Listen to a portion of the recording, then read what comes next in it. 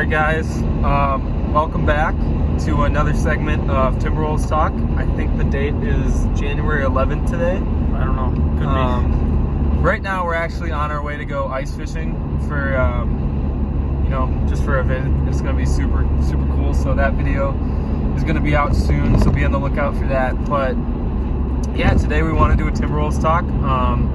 Kind of improvising right now because we got a little bit of a long trip to our destination, so we're gonna do one in the car. I think, So we just kind of wanted to. It's a monumental day today. It's not very often you get a Timberwolves win, so we kind of wanted to capitalize on the win and just get some excitement out. And we have the time. Let's try to see if we can. Oh, there we go. There we go. But yeah, so if I'm not looking at the camera, it's because I'm driving. So I hope I wouldn't be looking at the camera too much. But so yeah, if you guys are aware of that. Yeah. So I guess first off, we won. I think that's the biggest takeaway from last night. I thought we played the Spurs really well the game before too. Obviously, Anthony Edwards made the decision at the end to try to pass out of the shot, and ultimately turned it over. I heard that he heard from the bench like someone was yelling at him to shoot a three. I mean that very well could. So how much time was left when he threw that away? It was like 7 seconds, 7, 8. Because he had a layup. He had a wide open layup. He did have a wide open layup or dunk. So obviously in that situation we also had a timeout, which was the big thing too. So that situation you want to, because you get take the ball the two there. You take the two. You take the dunk or layup. Yep. They get the ball. You foul them, yes. And then you take the timeout, and then you can drop a play for a three. Yeah. And there's a chance of them missing a free throw, so then you get. Yeah, I mean it's a rookie mistake, and that's fine. It's not his fault, honestly. If we wanted to just go for the three right there, Ryan would have called the timeout. But sorry, boy. Sorry, everyone. The phone fell over. The video stopped recording, so we just cut out. But I think we were talking about Anthony Edwards making the errant pass. But it happens. It's a rookie. God, this guy's on my ass. It's a rookie mistake, and I'm not too mad about it. It's a good building block. What I was mad about though is Bleacher Report posts a video of it and says rookie mistake by Anthony Edwards. Like, obviously he made a mistake. I don't think we need to publicize his super big mistake. And of course they just what I'm saying is if LaMelo made that pass, that would you would not see that. Yeah, that's tough. But dude, what do you expect? And that's not the reason we lost the game. No. It might be the reason what it looks like, but you have to realize so much would have had to go right for us to win the game. It might have taken us out of the position to have a chance to win the game, but that's not the reason we lost the game. We lost the game because of a lot of coaching mistakes. A lot of rotational errors, and I thought we lost the game because we let DeMar DeRozan score 39 points, and we just didn't play well enough. We had the game. We had that game. Guys, this is a bunch of BS. Okay. We're setting this up again. Alright. Okay, so Chris does not know how to use an iPhone, so he keeps shutting off the damn camera, but now he's gonna hold it. Just to be safe. But yeah. I forgot my train of thought, honestly, at this point. So the coaching in the first Spurs game, we've been Ryan's biggest supporters for this whole time. We're always the guys to be like, you know what, give him a chance. But that's kind of the same thing as Anthony Edwards. What is his name? You gotta get yourself on the camera too. But yeah, I thought the defense was just it was just bad defense. But I'm over that game at this point. I'm ready to just move on. We're way past that. We're in the win column. Win streak activated. I mean, how does it feel to be on a win streak for us? It feels great, honestly. It feels like we're gonna kind of go on a little bit of streak. I think we're gonna have a little win streak here. I think these two Memphis games should be the easiest games of the year without Ja Morant. And I know no game's really easy for the Timberwolves, honestly, but this Memphis team is probably, besides the Pistons, the worst team in the NBA right now because they're missing their superstar. Right, so they're without their franchise best player, and I just feel feel like if we don't get out of there with 2 wins, then there's going to be a lot of red flags. Nice and soft. Okay. Perfect. Yeah, there's gonna be a lot of like that's when we can start hitting panic if we don't get 2 wins, and especially if we lose both of the games. that would be tough. That's going to be really tough. But I don't know. I think that everything's kind of lining up for a little run here for the old Timberwolves, the Timber Puppies. Yeah, and we have the Hawks and the Magic too, Oh. which, I mean, those are very winnable games. Like, the Hawks are decent, but they just lost Bogdanovich to a knee injury, and the Magic just lost Markelle Fultz, who's had a really great season, actually, averaging like 19, I think. I mean, that really stinks to see, because I think everyone wants to see Markelle Fultz do good. I wouldn't see. I don't think there's any single person that is against Markelle Fultz. I think like everyone just feels kind of bad for him, to be honest, because his shot. Even J. Cole like raps about him just because, like, dude, they really messed up his shot. Like, they should have honestly. He forgot how to shoot. I don't know if that contributed to the nerve issues or what. Exactly. So that. Yeah, he's just had a lot of unfortunate injuries unfold in his career, and he was actually having a breakout season. He just got the bag. I think he got a $48 million contract. So. Yeah, and he was a good shot to win most improved player this year. So that, that stinks. So we hope Markelle gets better. But those are these are 4 games in a row of teams that we could get back to 500 if we win all 4 of these games. Think about that. What were you saying about how we're only like 4 or 5 games out? How many right games now? out? So the 10th seed is the last spot in the playing game, and we're 1.5 games out of the playing game, because everyone in the West is struggling right now from top to bottom, actually. And I know it looks bad right now, and I know we're last in the West, but guys, we're last, far removed from the playoffs. Oh, yeah, we're not. If we win these next 4 games, we'll be like the 6th or 7th seed. Yeah. So, keep that in mind. The thing I want to touch on is what are your thoughts on Cat? I know for me, I don't know if him coming back was the best decision long term, but that just like even backs up even more that Cat, he's got heart, man. And people that are saying he doesn't have heart, like, that's just. Yeah, I would have loved to win the game with Cat, right. But it just brought it was like a culture change when Cat came to the game. It showed that he's so dedicated to this team. He's going to come in with a dislocated wrist that, keep in mind, they told him, he said after the press conference, he said he's talking to his girlfriend and his dad, and they both said, no, like, do not do this. Then in shoot around, 20 minutes before the game, I think he literally just, he's on the interview, he said, fuck it. And then he put his jersey on and started playing. That's a John Krasinski tweet, I think. Yeah.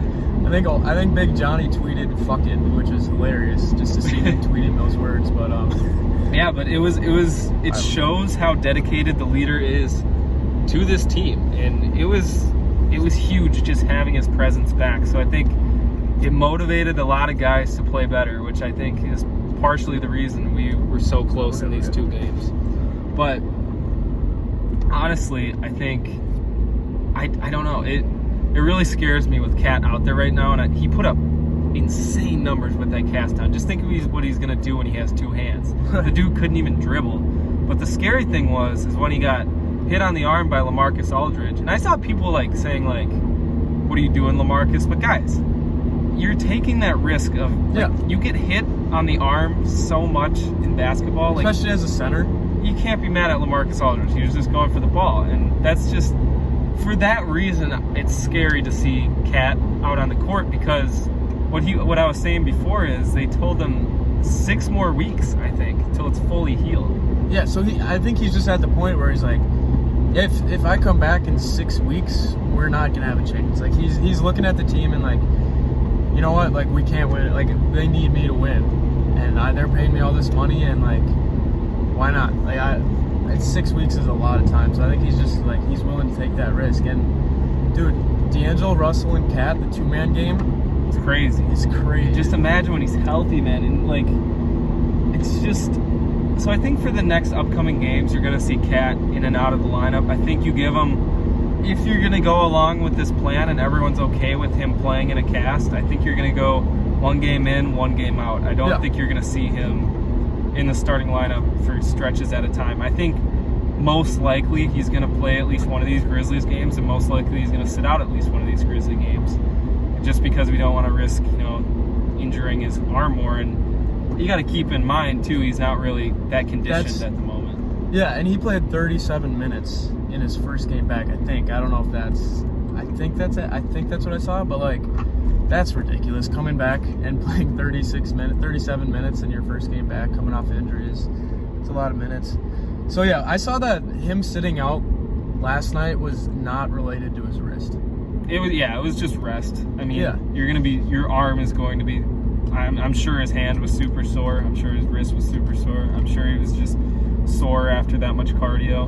I mean, it's just especially with the back-to-back games. Yeah, there was no way he was playing that second game. No. But the thing that I think might not as valuable as Cat being back, but just as valuable is Okogie being back in the lineup, and you saw it already with the defense last night. Honestly, I can barely say that I've seen the Wolves play good defense, but last night there was a stretch there they played some great defense. Guys, the fourth quarter they held the Spurs to 19 points, and there was a stretch, I think, in the second or third quarter where we had our all-defense lineup out with Rubio, Okogie, I think Culver was out there, Vanderbilt, and Ed Davis. And no one could score. But we did not let them. We went 2 for 11 from the field, but we held them to 1 for 10 or 1 for 9 because we got steals and stuff. That lineup was really good on defense, and it just shows. We wouldn't have won that game without Josh Okogie, I don't think. Without his defensive play and without his leadership and just his all-around presence on the court, I don't think we win that game because what did we beat them by 8? Yeah. They for sure would have scored more than 8 points without Josh Okogie on the floor. So you were talking about Vanderbilt's points saved or something? So I just saw a stat on Instagram, and out of third-year slowly bring her up. Out of third-year players, Jared Vanderbilt has. There we go. Sorry guys, we're having a lot of issues in the car right now. Yeah, we need to get a mount or something. I mean, if we decide to take the Timberwolves talk mobile. Yeah, but honestly, I think it was out of all third-year players, he was top 3 in defensive points saved. So that probably takes into account blocks, steals, good defense. So that just shows he's a good post defender, which is exactly what we need. Well, yeah. Well, so what I was thinking is, what do you think Okogie points say? He's got to have one of the highest. Yeah. Well, I don't know because he guards a lot of high scorers. So I don't know what his stats would be. So, dude, he's really incognito. His impact is so much bigger than the stat sheet, and it's probably so much bigger than the analytics can even show. No, you look at his box score last night of 6 points, 3 rebounds, and 2 assists or whatever. You think such a mediocre game, but guys, his plus minus was definitely above 10.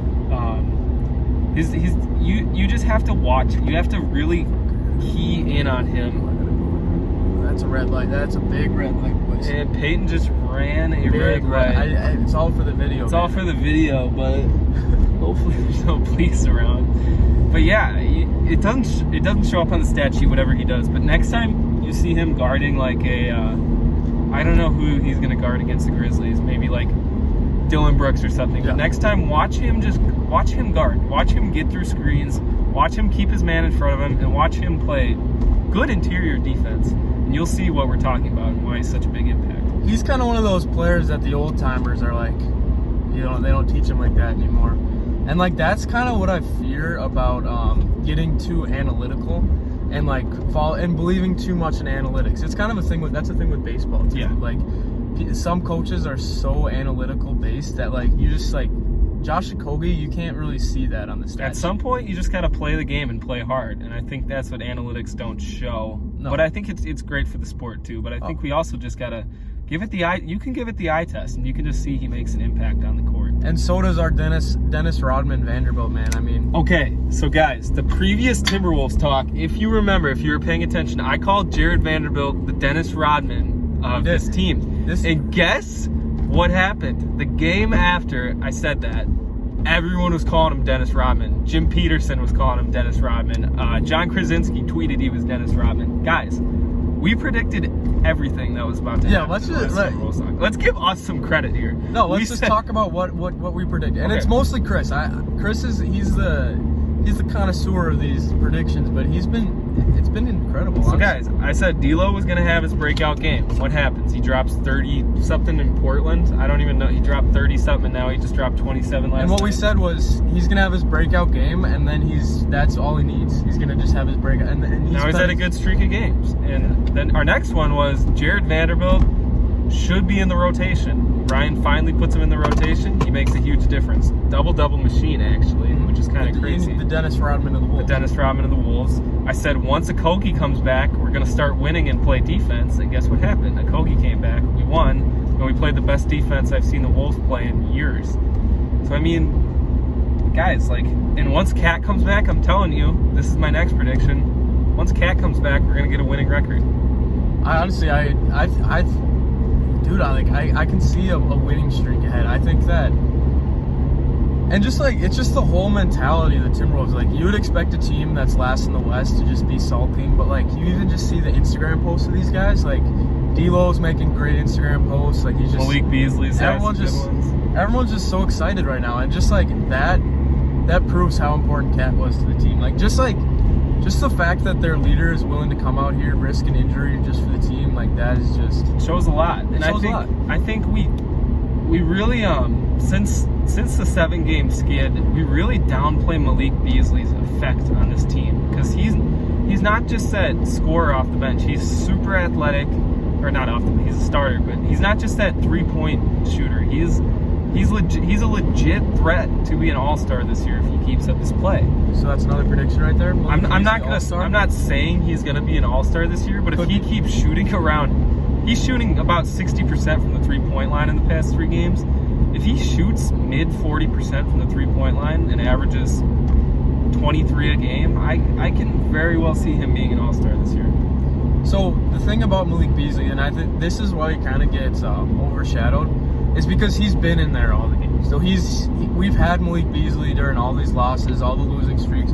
So then people could argue we had him. What's the excuse? Why aren't we winning? If he's so good, why aren't we winning with him on the court? But the thing about Malik Beasley is he's complemented by these other players playing well. Yes. And when he doesn't have to focus as much on defense because we have Okogie, then he can focus more on his offense. When he doesn't have to be the main threat offensively because D'Lo's on, then he can start. Then he really becomes the Malik Beasley that we're talking about, and the playoff and the all-star. Yeah, for sure. I think there's just a lot of pieces that are all starting to come together right now. Now that we're getting players off of injury, and I think players are starting to get a feel for their team a little bit. It looks like actually they're clicking a little bit better too, which is one of the main focuses of this team, was not having enough chemistry yet. But it finally looks like we're solving that now that we have at least Okogie. I would say he's just glue. He's glue that holds it together when an opposite team's going on a run. He's gonna be the one that has to stop that run. Yeah. He does it a lot. It was good. I had a great talking point coming. So a big topic that everyone's kind of jumping on this bandwagon, that Anthony Edwards is a huge bust, and we should have drafted LaMelo Ball. And yeah, I think that's a great point. I'm kidding. What do you got to say about that? Well, it's just it's basketball fans right now in this day and age, and it's really not older people. It's younger, it's 14, 15-year-olds go on Instagram. TikTokers. They go on Instagram and they just comment "boss," this guy sucks. Should have drafted LaMelo. And these are the same. That makes them feel good. Yeah. Because they're like, oh, Anthony Edwards, he's a bust. What am I doing with my life? Better. Yeah, right. It just sucks because Anthony Edwards, I guarantee you guys, is going to be a top 3 player from this draft class, no doubt in my mind. And he's leading. I don't know. He's leading. He was after. He had a 0-point performance, but let's not act like. I'm pretty sure Zion did. I'm pretty sure Ja Morant had a 0-point performance. LaMelo had a 0-point. It's fine, dude. I would score 0 points a decent amount of time, and you know what? It's okay. You know what he did well, though? He rebounded well, and he played good defense. Exactly. And, like, it's just kind of tough coming off that bad play in the first Spurs game and then the second one. So it might just be the Spurs. You know, maybe he's got a issue with the Spurs. But that just 2 bad games back to back is kind of tough. But he's a rookie. Come on, I mean, give him a damn break. He's gonna be fine. Maybe I should, since these predictions are hitting, maybe I should make another one. I think, I think he's going to have a 30-point game in the next 3 games. I do. I think he's gonna find his stroke, and he's gonna be put in a position where he plays over 30 minutes a game, and he's gonna get a 30 bomb in the next few games. I don't know when it's gonna be, but it's gonna be in the next few. Yeah, I think that. I mean, dude, like didn't he score 26 against Portland? Yeah, and I mean, it goes to show, and when you give him the keys to something, he's gonna do well. Guys, like, you can't, like, you can't be calling him a bust 2 games after he scores his career high. Yeah, you can't be basing his performance off of another player. Like, props to LaMelo. That was a great game. Having a triple-double off the bench, the youngest ever to do it, like, I'm really glad for Melo. That's awesome. But you can't call Anthony Edwards a bust based upon what LaMelo does. Because, like, you look at that, I think it's a 2006 or 2003 draft class. The one with LeBron is that 2003? That's 2003. You look at the 2003 draft class, so, like, there's so many great players coming out of that. And are you going to call Dwayne Wade a bust because LeBron James is playing good? You call Chris Paul a bust? It's like, you can't. So, like, they had Chris Paul, Dwayne Wade, LeBron, and Melo. Yep. And Bosh. Maybe Dwight Howard, too. I don't know. No, Bosh was before. I think Bosh was in that draft class.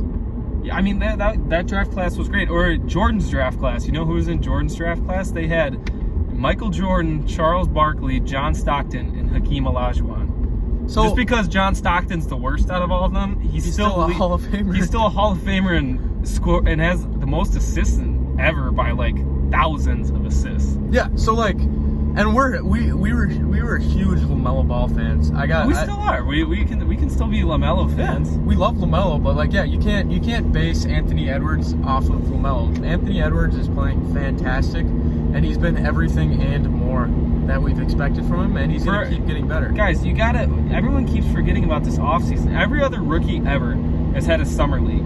Yeah. Besides these guys. These guys have had a month to prepare after being off for a year. I don't think I would be good at my craft. You'd still be good at it, but I don't think I'd be at the top tier of my craft if I had that weird situation. Oh, yeah. I mean, it's a lot of pressure to put on him, and it's everyone that just keeps hating, and it doesn't help when, like, the media is part of that. And Bleacher Report's, I don't know if they just want LaMelo to win Rookie of the Year, but they've put, like, 3 things that Anthony Edwards has done bad now on their page. See, yeah, LaMelo Ball, Anthony Edwards he's the scapegoat.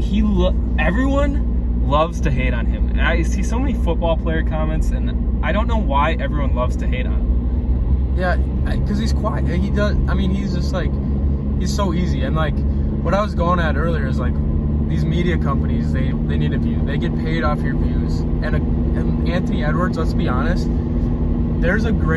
I'd say he's the least hyped #1 pick of all time. One of them, for sure. And the problem is LaMelo Ball takes all the credit. And this is a stat that I bet 50% of the people that know the name LaMelo Ball don't know who Anthony Edwards is. Yeah. Honestly, it probably is. It's probably close to that. It's just seriously, like, so many people know who LaMelo Ball is, and a lot of people don't know Anthony Edwards at all. And that's just, like, weird. A lot of people know him here because he's from Minnesota, but I bet a lot of people don't even know who Anthony Edwards is. So SportsCenter would much rather post a LaMelo Ball clip than Anthony Edwards, and they want to push the narrative that LaMelo should have been drafted #1. Yes, they want. The only one that's doing a good job is the NBA posts a lot of LaMelo stuff, but they actually post a good amount of Anthony Edwards stuff, and as they should, though. I mean, he's had 2 insane dunks so far. Yes. I don't know, guys. His body and his maturity is just years beyond his age. Like, well, let's just look at it. So he's 19. He's 19. I'm 20. He looks. Yeah, we're like half a year older than Anthony Edwards. This is what we look like. Dude, I have never, like, no way he's only 19. He's a really young kid. He was born in August, I think. Okay, dude, that's so weird to think about. Like, I always think of him as way older than us. But yeah, guys, he has the body of prime D Wade. It took D Wade probably 8 or 9 years to get that fit. Yeah. He has the body of prime D Wade. Because he's a football player and he hates basketball. Yeah, according to everyone, even though he said he just doesn't watch a ton of basketball, he hates basketball. Right. Football's his first passion. Right. He would drop basketball right away for football. Like, I don't know how the media lets that out, like lies like that. Like, that's just. Well, dude, honestly, like, as a Minnesota sports fan, we have so many just hype rookies. And we got a postponement, I guess. Yeah, guys, that's another thing, though, I guess. Like, it'll be interesting to see what the NBA does with all this COVID. Because the 76ers got them. We're not gonna. We can't call it that. We don't want to get demonetized. We're gonna call it, as Pat McAfee calls it, the 1-9. The 1-9 has been kind of passing through the NBA right now. But I saw a report from Adam Silver that says, we planned on this happening, so we made arrangements for it, and we're going to keep pushing through the season. Because Adam Silver, the GOAT, man. That dude. He's my favorite commissioner out of all of the. I don't like Goodell that much, and that baseball. The baseball guy is terrible. Like, the Astros should have been stripped and suspended from their title. He's a bum and a half. He is. They need to put up. He's ruining the sport, man. Yeah, that's another thing. That's why I quit baseball. Yeah, I mean, we'll see what happens with COVID. Luckily, T-Wolves haven't got hit by anything near that. But we will, and that like, every team. That's a guaranteed prediction that we can just throw on the list. But we will get hit by COVID. It's gonna happen. Well, what's the speed limit? I don't even know the speed limit. Probably like 65, 70. But it's state trooper too. But yeah, I mean, I don't know. I think we've been pretty lucky on that end, but we've also been very lucky or very unlucky on our injury end at the moment. We lost two of our most important pieces on this team. Like, do you think, honestly, what do you think would be a bigger hit for us, Malik Beasley or Okogie being out?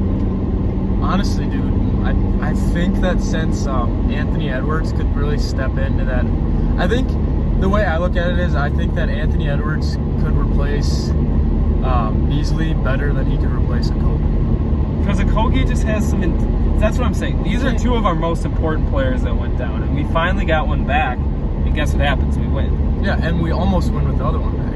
And the other one still has a dislocated wrist, and he still scored 25, 13, and like 5. Right. So I mean, once we get this whole team back, guys, and we're healthy, I'm telling you, we're gonna have a winning record. We're gonna make the playoffs. It's gonna be just fine. Yeah. So one more thing I want to touch on is Saunders. So, he had a tough Spurs game. What did he do better in the second Spurs game that made you be like, all right, we're gonna be okay with Saunders? I thought the rotations were a little bit better, but I think mostly what I was happy with is he finally learned how to stop the runs a little bit better. Like, he never let a run get out of hand, which is what he's been doing the last few games, because we'll be up by like 5, say, and then the team will go on a 15-5 run, and he won't stop it. But in this game, say we're up like 7, and they go on a 6-0 run, he'll call a timeout. He'll make sure we're still up before he calls that timeout, which was good. That's good game management, and of course, you know what? That's only gonna get better. Oh God. So I mean, I don't know. I know we're both. I mean, that was a given. That that's gonna happen. We're still rolling. Yeah, we're still rolling. We're both still on the keep Ryan Saunders train, I think, and I don't think that's gonna change for us this season, honestly. Because it could. If he has more games like that first Spurs game. Then I'm like, you know what? Like, that's some of those mistakes he was making. That's coaching 101, and like, yeah, I agree. And like, you can't have that, especially in the NBA. And I'm giving him a lot of room to grow, but if he's not gonna be able to grow, then yeah. And look, I'm not gonna lie. Like, during games, I've been like thinking like, fire Ryan Saunders in my head. This is BS. But that's all. See, I can't make good thought. I can't have good thoughts right after the games because you're too in the moment. Like, yeah, all these pages just fire off these random like talking topics that are so outlandish, but it's just because they're in the heat of the moment and mad. Well, yeah, which I get because I don't post mine you guys will see if you follow the Basshole sports account, is I don't post right after the games just because I can't be in a clear head and make good judgments, and I can't make good points while I'm in the moment, so I usually wait. Yeah, I mean that's smart, honestly. Yeah, I mean, you see a lot of, like, we love the T-Wolves pages, but you see a lot of just outlandish points that they make right after the games, which I don't know. I get it, but yeah. So let's look forward into the next 4 games. Let's give a little prediction, a little game preview, and then we'll let you guys go on your way and have a nice what day is it? Monday? Is it Monday? Yeah. Have a nice rest of your Monday. Yeah, so we got the Grizz coming up, these next 2. These are must wins. I think we're gonna win both these.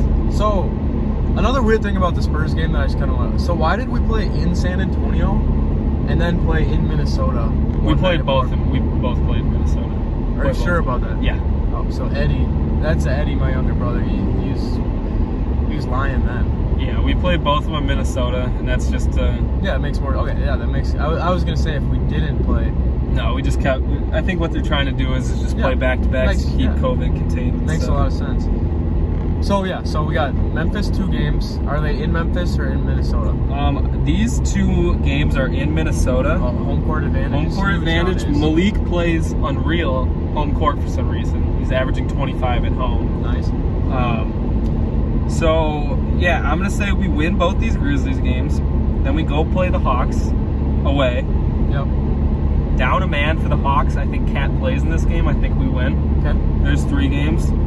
Magic, we're back at home. That's got to be a win. I think without Markelle Fultz and Cole Anthony starting, I think we take advantage of that and win. I think we go 4 straight. So that puts us on a 5-game win streak.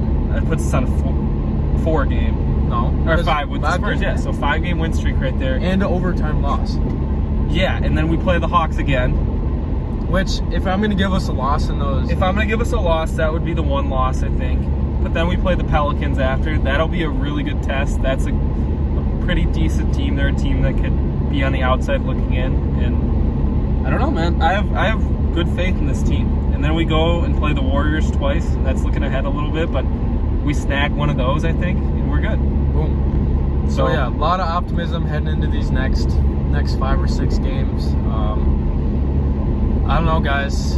I'm very excited. What a win. It just feels nice to have something good to say. I mean, because we always try to say something good, but it's nice to just have something easy. Yeah. It's good to say. Something given to us. Right, yeah. So we can, and I hope everyone everyone in the comments, I hope everyone just, you know what, just enjoy the win a little bit. Yeah, for real. So take it in. We got a couple days before the next game Wednesday. Take it in. Feels good. So yeah, but we're gonna be pretty active on the account in the next few days. We got a video dropping of our 2K tournament with I think it was 12 of our friends. We had a 2K, our second 2K Invitational. This is just the first one we filmed this year. Sponsored by Basshole Sports, Basshole Media.